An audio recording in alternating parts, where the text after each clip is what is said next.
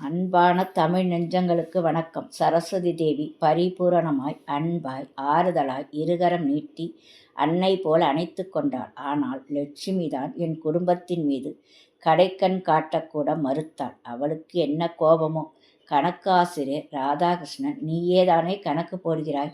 நான் 6வது, என் அண்ணன் 8வது. அவனுக்கும் நான் தான் போட்டு கொடுப்பேன். அறிவியல் அது பிடிக்கும், படம் போட வராது. வரலாறு அது ஒரு தேனாறு.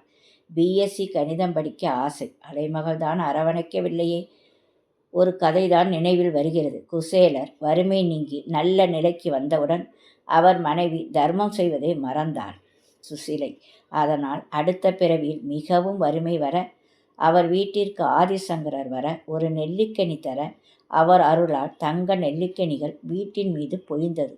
மக்களுக்கு கனகதாரா சோஸ்திரம் கிடைத்தது. அதுபோல் போன பிறவியில் தான தர்மம் செய்ய மறுத்தோமோ யார் கண்டது? ஆனால் இந்த கனிகள் ஒவ்வொருவர் வாழ்க்கையிலும் எவ்வளவு பெரிய மாற்றத்தை உருவாக்குகின்றன. ஒரு பெண்மணி கணவர் இறந்த பிறகு கொஞ்ச காலம் உறவினர் வீட்டில் இருக்க, அண்ணன் வீடுதான். வாழைப்பழம் வாங்கி வைத்து உள்ளார்கள். அவர்கள் குழந்தைகள் இருவரும் பழத்தை சாப்பிட்டுவிட, இவர்தான் சாப்பிட்டார் என்று அண்ணி கோபிக்க, இவர் எது சொல்லியும் நம்பவில்லையாம். தன் மருமகளிடம், நீ எத்தனை பழம் வாங்கி வைக்கிறாய்? யார் சாப்பிட்டாலும் ஒன்றும் சொல்வதில்லை. சாப்பிடுவது பொது என்கிறாய். வாழைப்பழம் பார்க்கும்போது எல்லாம் அதுதான் என் நினைவில் வருகிறது.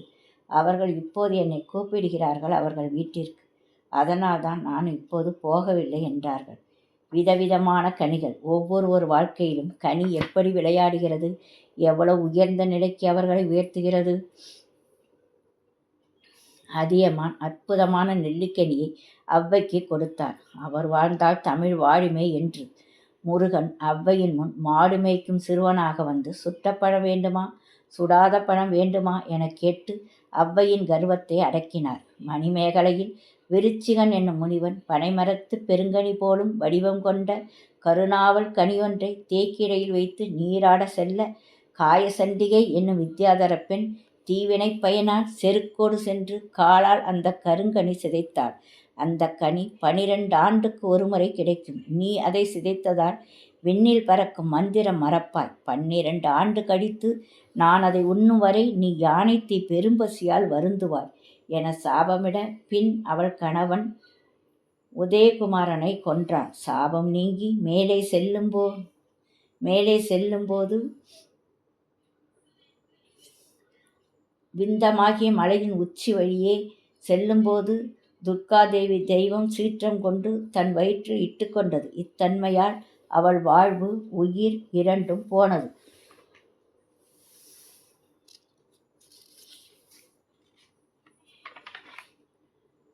பரீட்சித்து மன்னன் 7 நாளில் இறப்பான் என்பது ஒரு சாபம். தட்சகன் என்ற பாம்பு எலுமிச்சம்பழமாக மாறி வழியில் கிடக்க, முனிவர் கொண்டு பரீட்சித்திடம் கொடுக்க, அதன் உள்ளே இருந்த பாம்பு வெளியே வந்து அவனை கொன்றது. தட்சகன் என்ற பாம்பு இப்படி செய்தது. சுகமுனிவர் 7 நாட்களும் அவனுக்கு பாகவத கதைகளை கூறினார். முருகன் தனக்கு கிடைக்காத மாம்பழத்திற்காக ஒரு ஊரையே பழனி ஆக்கினார். சிவபெருமானால் குன்று இருக்கும் இடமெல்லாம் குமரன் இருக்கும் இடமாக ஆனது. இந்த திருவிளையாடல் மூலம் இறைவன் உணர்த்துவது என்ன? ஒன்று கிடைக்கவில்லை எனில் மற்றொரு உயர்ந்த நிலை உனக்கு கிடைக்கப் போகிறது. அதற்கு உழைக்க வேண்டும். இத்தனை கனிகள் ஏன் வந்தது? அதற்கு காரணம் இருக்கிறது.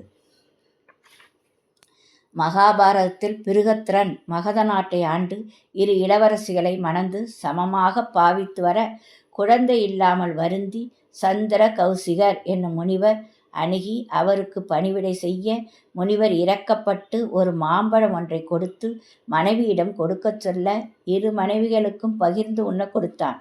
பாதி பிள்ளையாக பிறக்க ஜரா என்பவளால் இணைக்கப்பட்டு ஜராசந்திரன் என பெயரிடப்பட்டான். மாம்பழத்தால் எத்தனை விதமான மாற்றங்கள் ஒவ்வொருவர் வாழ்விலும், எத்தனை பெரிய மாற்றங்கள். காரைக்காலில் பிறந்தார் புனிதவதி. பரமதத்தனை மணந்தார். ஒரு நாள் அவன் 2 மாம்பழங்கள் கொடுத்து அனுப்ப, புனிதவதி ஒன்றை சிவனடியாருக்கு கொடுத்தாள். கணவன் ஒரு மாம்பழம் சாப்பிட்டு இன்னொன்று கேட்க, செய்வது அறியாது திகைத்து இறைவனிடம் வேண்ட, அவர் கையில் ஒரு மாம்பழம், அதிக சுவை. காரணம் கேட்க அம்மையார் கூற, அவன் நம்பாமல் மறுபடி கனி கேட்க உடன் அருள் செய்யும் பரமன் அல்லவா மறுபடி ஒரு கனி. அவள் தெய்வப்பெண் எனக் கருதி நீங்கினான். வேறொரு பெண்ணை மணமுடித்தான். பெண் குழந்தைக்கு புனிதவதி என்றே பெயரிட்டான்.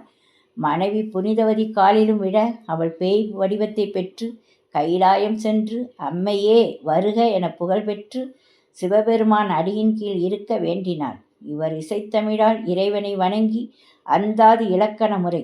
அறிமுகம். காரைக்காலில் இன்று வரை மாங்கனி திருவிழா ஒவ்வொரு ஆண்டும் ஆனி மாதம் பௌர்ணமி அன்று மிக சிறப்பாக.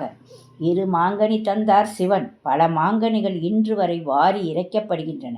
மாங்கனி திருவிழாவில் 63 நாயன்மார்கள். இவரும் ஒருவர். 2 மாங்கனி. இவர் வாழ்வில் எவ்வளவு பெரிய மாற்றம். சிவனுக்கே அன்னையானார். தனிக்கோயில் காரைக்காலில் உள்ளது. அம்மையாரின் பாடல்களை மட்டுமே மூத்த திருப்பதிகம் என்று சிறப்பிக்கப்படுகிறது. மாம்பழத்தால் தெய்வமானாள் ஒரு பெண். இந்த கதை பலவிதமாக கூறப்படுகிறது. ஆனாலும் ஆனைமலை நன்னன் என்ற மன்னனால் ஆளப்பட்டது. பெண் கொலை புரிந்த நன்னனை புலவர்கள் பாட மறுத்ததாக வரலாறு கூறுகிறது. அடர்த்தியான மாந்தோப்பில் இருந்து பழங்களை பறித்தவர்களுக்கு கடுமையான தண்டனை என அரசன் அறிவித்தான். அவரது படைத்தலைவன் கோசர். கோசரின் மகள் ஒரு நாள் தோழிகளுடன் ஆற்றில் குளிக்க மாம்பழம் மிதக்க அதை தின்றுவிட அரசருக்கு அச்செய்தி போக மரண தண்டனை. அதற்கு பதிலாக எடைக்கு எடை தங்கம் தருவதாக கூறியும் தண்டனை நிறைவேற்றப்பட்டது. அந்த பெண்ணே மாசாணி அம்மன் என்று அழைக்கப்பட்டாள். ஒரு மாம்பழம் தெய்வ நிலைக்கு உயர்த்தியது. மற்றொரு மாம்பழம் ஒரு அரசனை 14 கணக்கு சித்தர்களில் ஒருவராக வைத்து போற்றுகின்றனர். மெய்ஞான புலம்பல் மிகவும் புகழ் பெற்றது. உஜ்ஜயினி அரசர் பத்திரகிரியார் என்று கூறப்படுகிறது. நாம் பழத்திற்கு வருவோம். அவருக்கு ஒரு சிறந்த மாம்பழம் கிடைக்க அதை மனைவிக்கு கொடுக்க, அவள் குதிரைக்காரனுக்கு கொடுக்க, அவன் வேலைக்காரிக்கு கொடுக்க, அவள் கூடையின் மேல் வைத்து நடக்க, அரசன் அதை பார்த்து விசாரிக்க, மனைவியின் நடத்தையால் விரக்தியுற்று திருவிடை மருதூரில் அவரும் அவர் வளர்த்த நாய் மறுபிறவியில் காசிராஜன் மகளாக பிறந்து அவளும் திருவிடை மருதூர் வந்து முக்தி கேட்க பத்திரகிரியார் இறைவனிடம் முறையிட அங்கே கிளம்பிய ஜோதியில் இருவரும் முக்தி அடைந்தார்கள். அருமையான மெய்ஞான புலம்பல் என்னும் பாடல் கிடைத்தது நமக்கு. முக்தி கிடைத்தது அவருக்கு. இப்படி கனிகள் பலர் வாழ்வில் பலவிதமான மாற்றங்களை கொண்டு வந்தது. நன்றி, வணக்கம்.